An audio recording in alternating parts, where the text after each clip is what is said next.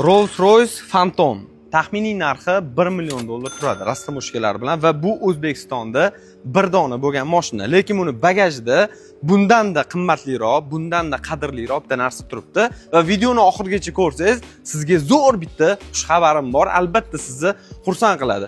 To'g'risi, menga shu paytgacha juda ko'p bunaqa kompaniyalardan taklif tushdi, lekin men ular bilan ishlamadim. Sababi men ofitsialniy odamlarni kutdim.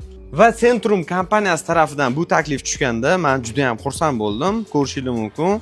Centrum kompaniyasidan Umra litsenziyasi. Hamma ham ola olmayapti. Sanoqli odamlar oldi va xursandchilik shundan iboratki, Centrum kompaniyasi Umra litsenziyasini olgani munosabati bilan obunachilarimizning orasidan bitta odamni tanlab olib, Umraga bepulga yo'llanma beradigan bo'ldik va men bu kompaniyaga ambassador bo'lganligim uchun yana bitta odamni, ya'ni umumiy hisobda ikkita odamni Umra yo'llanmasini bepulga beradigan bo'ldik. Qaranglar, g'olib qanaqa aniqlaymiz? Hech qanaqa shart yo'q. Obuna bo'ling, like bosing degan narsalar yo'q. Faqatgina kommentariyada Umra so'zini yozib qoldirsangiz, o'sha Umra so'zini yozib qoldirganlarning orasidan g'olibni aniqlab olamiz.